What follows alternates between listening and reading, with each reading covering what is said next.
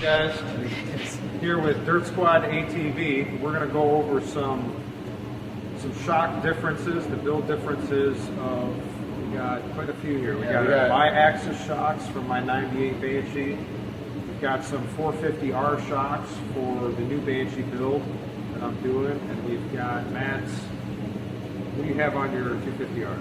They're going to be work shocks that were redone by Rocket Rod Racing about 7 years ago. Okay, and then do you have something else? I do have some Z400 shocks we'll take a look at and just show the difference between all the lengths and all the styles. So me and Sean are going to go ahead and change his oil in his shocks this year, and we're going to also crack open the flat Z shocks and get the oil changed in these and kind of show you guys how to do that and what you got to do. So let's get started. Exactly, I can see everything. So, all right, so I kind of got these mixed and matched, but I got the fronts together. So I do already have one of Sean's shocks taken apart because I couldn't wait and I wanted to see inside it. And wait till you see what's inside that shock. If you've seen pictures of it, it looks pretty sick, right? Yeah. Yeah. And we're going to compare that to like a stock shock, what a stock piston assembly is going to look like compared to what you actually get with an axis shock. And I'm going to tell you right now, the axis shocks are very, very nice. So I have my 250R shocks.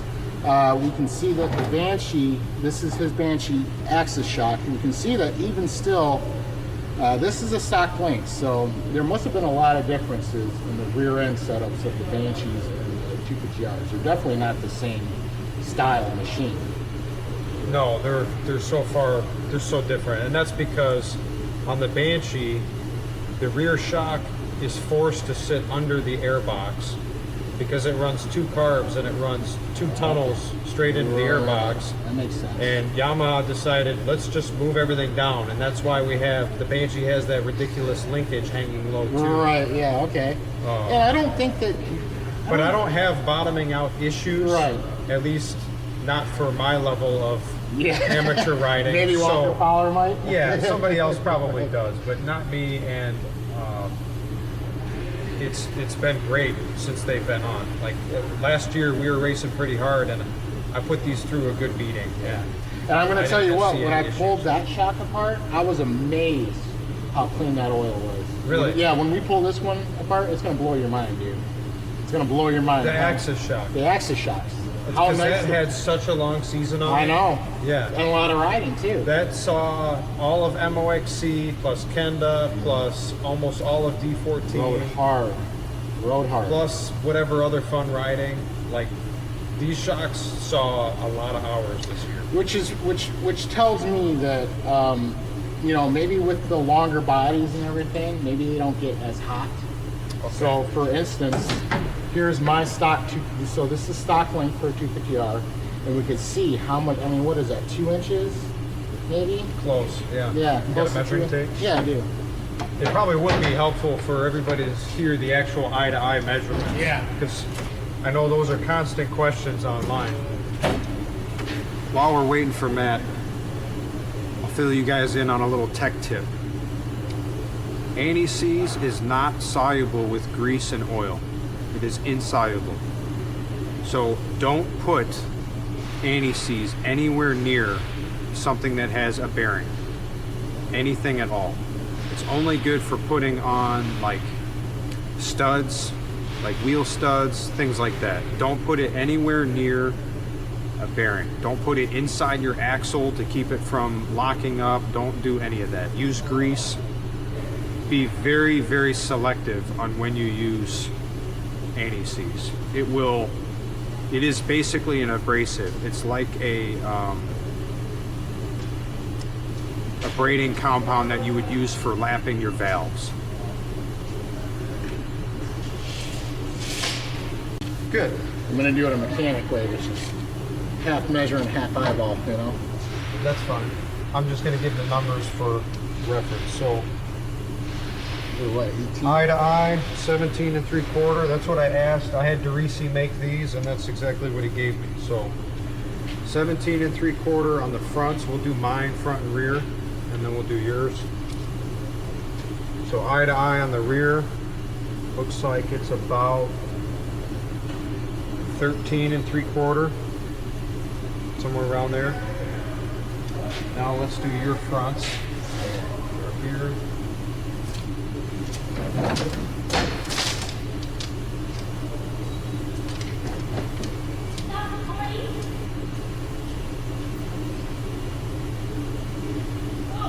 $16.25. And here's your rear. Yeah.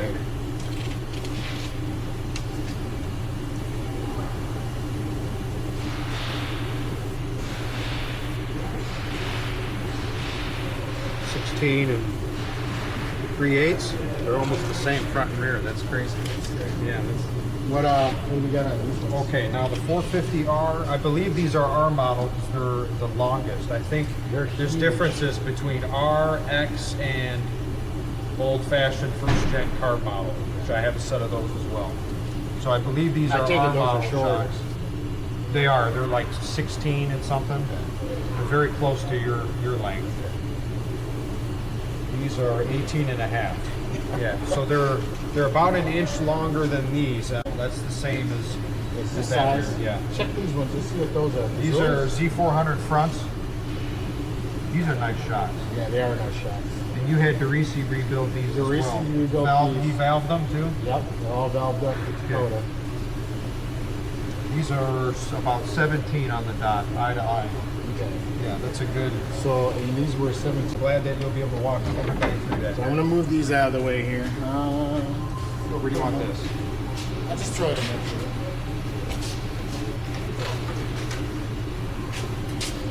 And like I said, we're gonna take apart these 450 shocks because these need the oil change for sure. Okay. Yeah, when I asked you how they looked, I thought you were telling me these. Oh. When you're like, oh, they're really clean. I was like, I'm surprised to hear that. But I'm even more surprised to hear that mine were not that dirty. I'm shocked, honestly, and it's got to be something with the fact that they don't get that hot. That's got to be what it is. That's Maybe the only because thing. I'm just slow. No, I don't think so. Well, I mean, come on, man. I don't remember. How did Wes do? What did he? He took second. Okay. Yeah, I he was couldn't killing remember if he it. got first or second. Well, they tied for first. And my notes are in here. Oh, okay.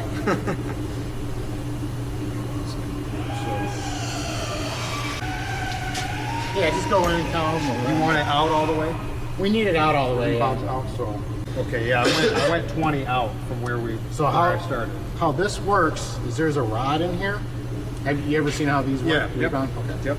And Go ahead just and for explain the it. audience or whatever. So there's a rod that goes all the way to the top, and when it comes back, when it rebounds back, it allows the fluid to return to the top. If it's too tight, it'll be slower. If it's too loose, it'll be too fast. So I always say the best thing to do is have a lot of compression and a really fast rebound. That's what you're gonna want. So this one does not have the screw style or the preload. So it actually has. Oh, right. Yeah. Which is funny because my old work shocks were just like this. Right. So we got to pull this down.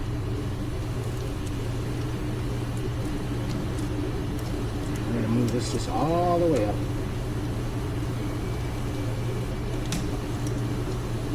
And that was 5, 1, 2, 3, 4, 5. So 5 down. Yep. I'm gonna remember that. So that's all off.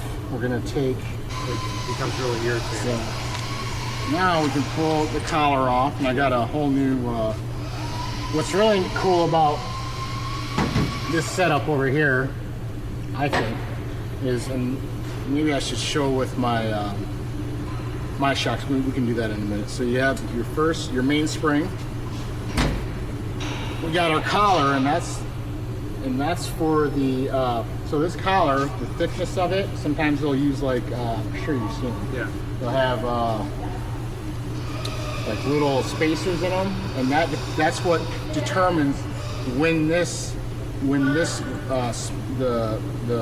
top spring engages the big spring. Yep. Yeah. You know what I'm saying? So On that last valley race, the big jump, Yeah. where you come off the other side. Yeah. You guys have it. You have that jump cut where it's like two jumping ramps The other side is not a landing ramp. I'm like, do the bikes hit it the other way? But if they do, then that landing is really shitty too. So I went flying off of that, like just a drop, like dropping off the ledge. And that's a good, that mound's a good, 6 or 7 feet up, maybe taller. And I hit the ground hard, and I just barely bottomed the front. Well, also, too, these are special. You probably knew that. What are, those, that's the valve? Yeah, this is the valve, the valve. Schrader valve? Schrader core, yeah. Schrader valve. But What's these are different about those? So these compared to like a tire one, they have a different seal in here that can take all the pressure. Show, put it up close to the camera. So, you want me to go get a tire one? No, that's fine. Okay. Everybody knows. Yeah, so don't be putting tire cores in your shocks because you're gonna have a bad day. So let me get this off. Nice and easy. Jack is not back there at the moment. We're going back and forth. There we go. So there's that cap. Like I said, we're gonna clean all this stuff up again. How are you gonna measure the piston location? You got a pair of calipers? I did. Okay. All this look how nice that fluid is. Oh my, dude. Yeah. That looks brand new. Dude, it's crazy. I shouldn't have ever given them to you.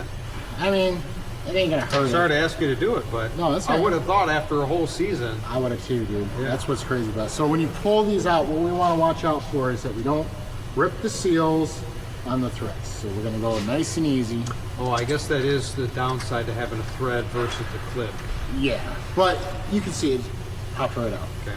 So now we get to the meat and potatoes of everything here, and what makes these sharp.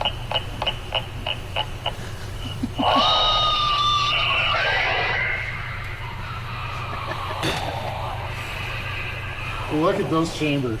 Man, that's crazy. It's man. nuts. Yeah. I have never seen the chamber. Okay, you have those. So it has, let's describe it for the Well- audience. It's like it's a dual flow valve.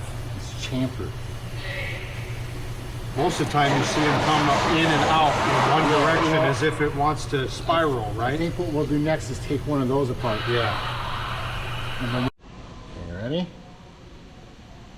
Oh. Look how It just looks like honey, man. It's clear. It's brand new. that's crazy, dude. Usually when I open up a pair of shocks, it smells like gym socks. Oh, I know. It's horrible. Well, yeah. I know. Yeah, it's horrible. It's the worst smell in the world. I don't even smell anything. Here, let me give it a puff.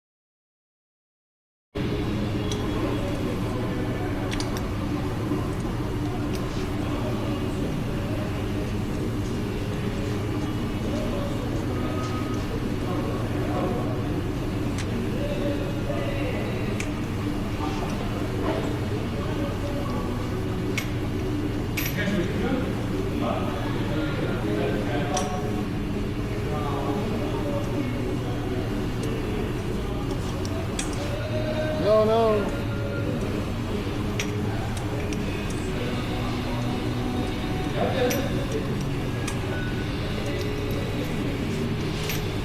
Okay, you know, that's out. Now we're gonna pull this piston out. This shaft.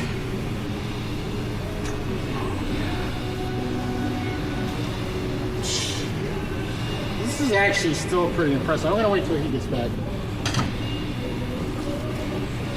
Small. Look at the stack that's above it too. Yeah. It's a much harder stack. Yes, for sure. The shim stack So- above it. You guys can see that. I'll kind of. Yeah.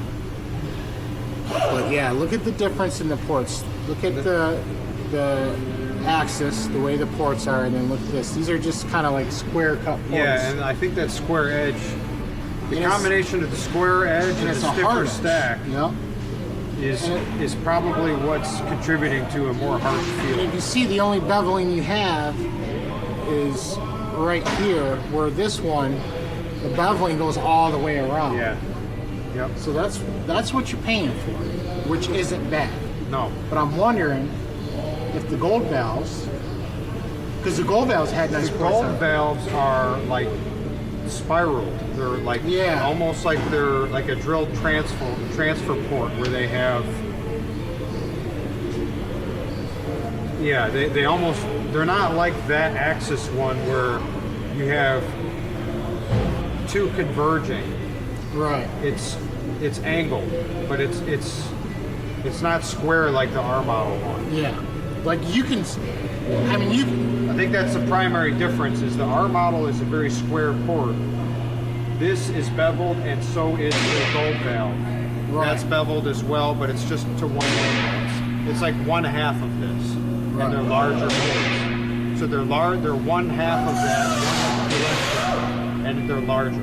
you could see why this would work better though, because when you got the fluid, and because the bottom ones here, they're just hard to see. Yeah. But you can see when you push it down, the bottoms are a little bit smaller, and I'm guessing that's for velocity. Yeah. Because it creates a velocity. Yeah. And then on the rebound, you can see how big they are. And I bet that the size of these also contribute to how much rebound you can get, what range you're going to be using, Yeah. right? So I would be almost saying that they might even have different pistons for different rebounds. Yeah. What about the stack on the back side? Oh yeah, huge difference. So in between the bottom of the piston and this shim right here, you can see how much different these are. This has got a This lot of has stack. way more stack. So this bottom stack is what you feel on the initial hit. When you're hitting a bump or a jump, or this is the initial compression. Is this stack you're feeling inside here? The rebound is this stack. And this is thicker. Well, both are thicker. The rebound and the initial compression. Yeah. So What are these set up for? What pound riders do the wives? don't know. Okay. Don't know. It's just a stock shock. So I'm assuming it's 140. I don't know. Oh. I don't know what think they they- build them to. I think I would be willing to bet that the ones they ship over here are built different For bigger for bigger guys. people. For bigger people. Probably. 'Cause what's I don't want to. What's a Japanese guy weigh? 120 pounds? 130 maybe? Yeah, maybe 140 at most. Right. Yeah. And you're sitting at what? Yeah. 160? 160. Yeah. Yeah. Yeah, you could probably put me in that And the Japanese I guy bet, field. I bet $1 million if they sicken these up, because guys that are usually probably buying them are my size, 200 Well, pounds. that and the R model. That's the main reason is the R model is a motocross turnkey ready to go setup. Which that's not what we It's want. already a long travel setup, and it's built harsh to take that kind of a beating. That's why they're made that way. So And that's- for the XC, they're not They're not good nice. for they're not good for what we're doing. Yeah, that is bent. Yep. To show up on there. Damn. So we already got everything cleaned out. We actually ran some oil through there just to make sure we didn't have any of the nail syrup there, so we should be good to go. I have a bottle.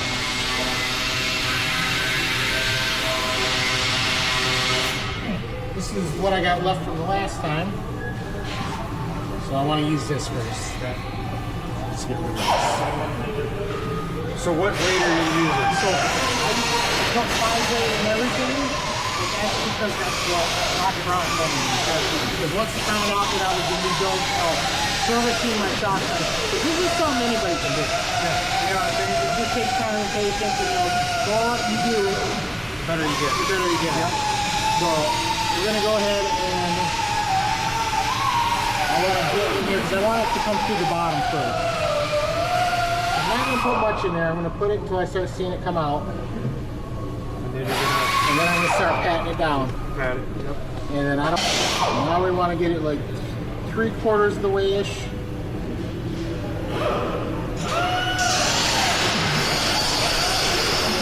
You can see a little bit of air coming out. Yep. See the bubbles. Is this how you did yours last time? No, I forget. I didn't do an initial purge of the air or bleed.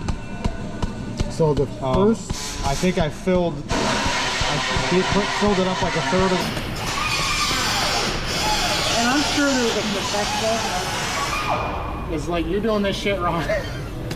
You know what I'm saying? But We're doing it. we're doing it. And I've already done a set for you, and they were fine. Yep. No, and for those, for the at-home fellas that are entertaining doing this yourself, I first did my set off my GYCR 450 in like, it was 2013 or something when I did it.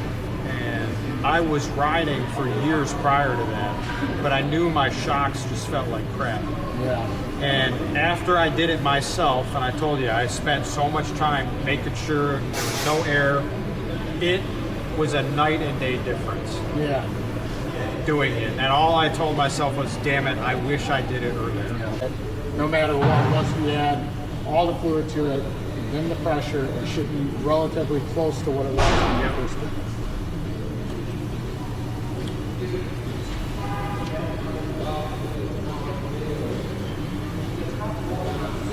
I'm just going to get it down just enough to get that foot in.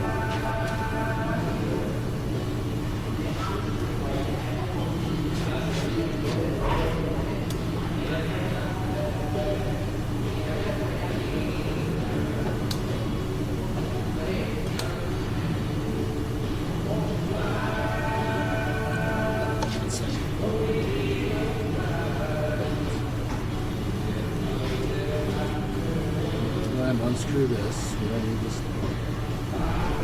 Now let's I just, guess if you were to be a diehard, you measure the difference between the two, and then make yourself a small little aluminum cylinder or something, put it in there, and then do all this work, then pull the cap back off, pull out the this is cylinder, good. and then Or what you could do is stick something through this hole, mark it, get it all back. That's actually probably the best idea. We should have done it. That's it. I think we're still good.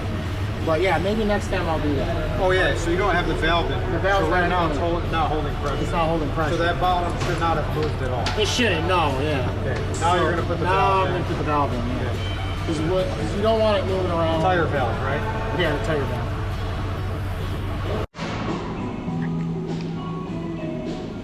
Oh, there's another one. Yep. That's why it's super important to keep doing this, even when you think you're done. So see how I'm saying if we used a some kind of vacuum system?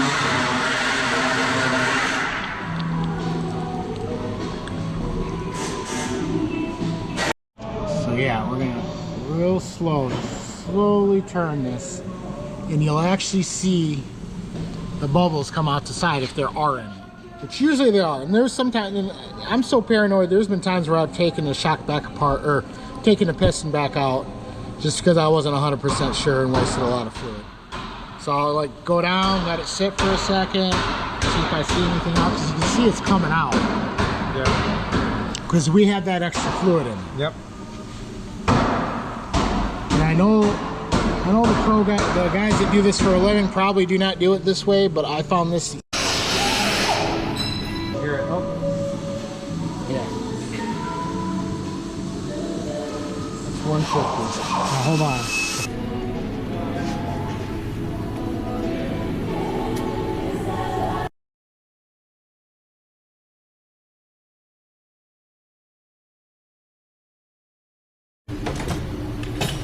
All right, guys, we're on to the rear shock now, where it's got a remote reservoir. That's what we're gearing up for right now. Yeah.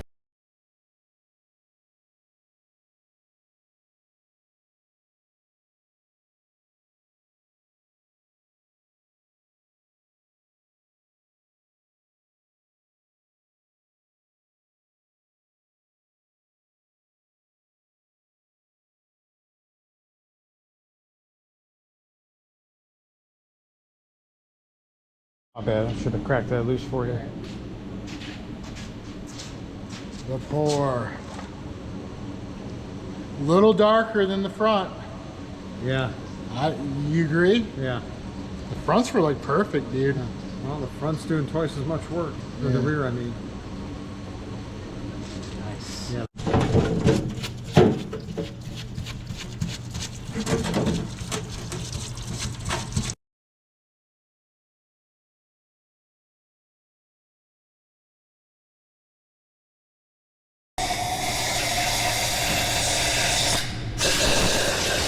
This is not rocket science. That one looks straight. Yes, that one does look straight. All right, we got one dead shock and one good shock. Yep. Just bubble shoot through. Oh, just shot it right in the camera. Hold on, let me wipe the camera off.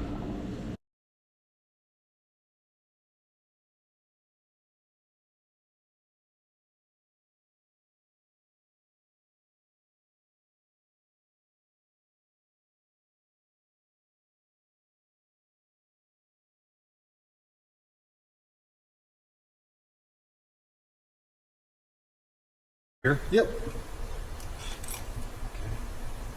Yeah, that makes sense.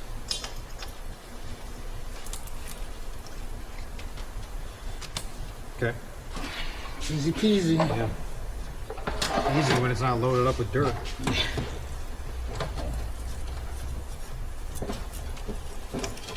You think it needs a little more? No, I'd wait until we. Wait until we measure. Yeah, I want I to think you're measure. pretty far already. We got to figure out how much. Yeah, you're a little low. Keep going down. No, go back up a little bit. Right there. And we should do it before there's a bunch of dirt in it. It's still a little bit lower, but let's leave it there. Well, guys, I think you saw how we got all them shots together. There was a lot of noise. We might have some copyright infringement problems, but Yeah, we might have to cut a lot of that out. Sean's gonna We'll take see. care of it. So I think everything went well. Yeah. I think, Yeah, we did. We mainly just worked on the axis shocks that I run on my Banshee. We got into the 450R shocks a little bit, but we've discovered a bent shaft. So the plan was to rebuild these today too, but I'm going to have to get my hands on another shaft. I'm also thinking about seeing if I can locate a slightly shorter shaft to fit the setup on the new Banshee that's being built. So I think everything went well today. We tried the vacuum. I think that worked really big well. success. I think that's how I'm going to go from now on. Because even after doing the vacuum, when I was putting the piston in there, it seemed like we got the air out a lot quicker. Yeah. We let them set for another 10 minutes like we usually did, like Yeah. we did on all the others. And man, it felt really good. Nice, you know, when you were stroking that, when you're pushing that piston through the stroke, you should definitely be feeling nice and smooth.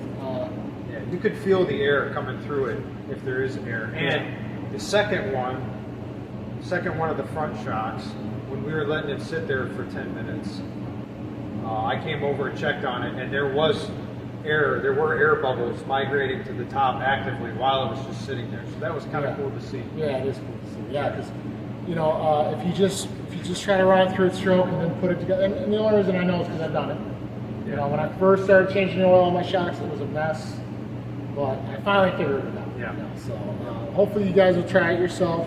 Don't be afraid to do it. You know, it's real cheap equipment. You know, the regulator assembly that I use. Let me grab that real quick. I think this is off Amazon. I want to say it was like $40, guys. You know, you look them up online. They want like $200 for them. And even if you don't go this route, let's say you don't have a bottle, you don't have nitrogen.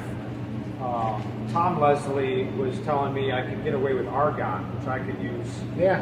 I heard TIG welding all the time. But even if you don't have the tank and the gas, any of that stuff, take it to your local power sports place. They can recharge it.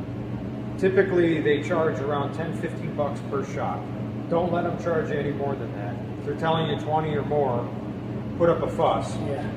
It's typically around 10 to 15 bucks. So- The more you take them, the cheaper it typically is. And it's in and out. And like you saw with how Matt did it, they just hook it up, gas it up, and then you're on your way. It takes 5 minutes. It's not a magic trick. No. There's no sorcery going on. So funny you said that. I used to take mine to a shop in Michigan here that I won't name the name, but it used to be $10. Then it went to $15, Yeah. which I wasn't too happy with. And then the next following season I went there, he told me $30 per shot. So $60. I said no thanks. I spent $40 on that. And I haven't looked back since. So just get your own equipment if you can. Even a small bottle of nitrogen, you could probably fit in your budget as something. So. Yeah, if you're going to purchase a bottle, like with a gas welding tank or any type of compressed gas, the initial purchase of the tank is going to be a lot of money. Right. It's going to be hundreds of dollars, 1 to 200, depending on what size tank you get. And you should do that if you know you're going to be doing shocks all the time. If you're going to be doing it repetitively, then getting a tank refill, like me with the TIG welding, it's $30 to get a tank refill. And how long does it last? Well, maybe depending not on for what welding, I'm doing, but yeah. for shocks. For shocks, it's going to take a while. So the guy that does Iron Dog in Clio, Yeah. he had it. I started using his tank. He's had that tank for 10 years, full. Really? Yeah, he's like, I never do them, you know? Yeah. And it's like, people don't realize that I do them, and you just stop doing them. But yeah, a couple times I used his, and I kind of felt bad. I was like, you know what, I'm just going to get my own stuff. Okay. You know, but yeah, the initial cost is a little high, but if you're going to be racing that kind of stuff, it's really well worth it, because what does it cost just to get an oil change in the shop? I don't know. I've never farmed it out. I think it's like $80, $90 a shop. Okay. To have somebody just change the oil. Plus, if they find something wrong, then that price is added on there. So the inspection of it, like I said, just inspect it. Make sure you don't got any gashes or tears or anything like that. Make sure your shafts are straight. As long as all that's good, put some oil in it. Yeah, you can get, like, if you're just going by that cost, let's say it's 80, 90 bucks a shock to have them changed. You can purchase the oil, $30 a quart, if you waste a whole quart on one shock, which you probably won't. But that's 30 plus the 15 for the nitrogen recharge. You're looking at 45 bucks a shock. Not a bad deal. And based on what we showed you, you could do 2 shocks easily with 1 quart. Yep. So you're looking at about 60 bucks for 2 front shocks to do it yourself. Well, not only that, I think we did all 3 with just the 1 quart. The banshee shock's a little smaller. Right. But yeah, you're right. 1 quart will at least get 2 done. Get No 2 problem. quarts just so you have enough, because you don't want to have that type of situation. But yeah, you're well under $100 to do everything. Well, I guess if you have a 3rd shock plus the nitrogen, 2 quarts of oil, Yeah. you're still under $100 barely. Not bad. Yeah. Not bad. So, other than that, guys, thanks for watching. If you guys got any questions, just down in the If comments. you guys want to see him pull apart the work shocks and show the valving on that, Because let him know. Yeah, that valving is completely different. That uses a completely different piston than the conventional style, which the Axis really isn't conventional. It's pretty awesome. I want some of those, but it's a totally different system. It uses springs and ball bearings and all sorts of stuff. I'm not going to take them apart, because if I take them apart, I might not be able to get them back together, but I can at least show you how they're set up. Yeah. So, all right. All right, guys. We'll see you.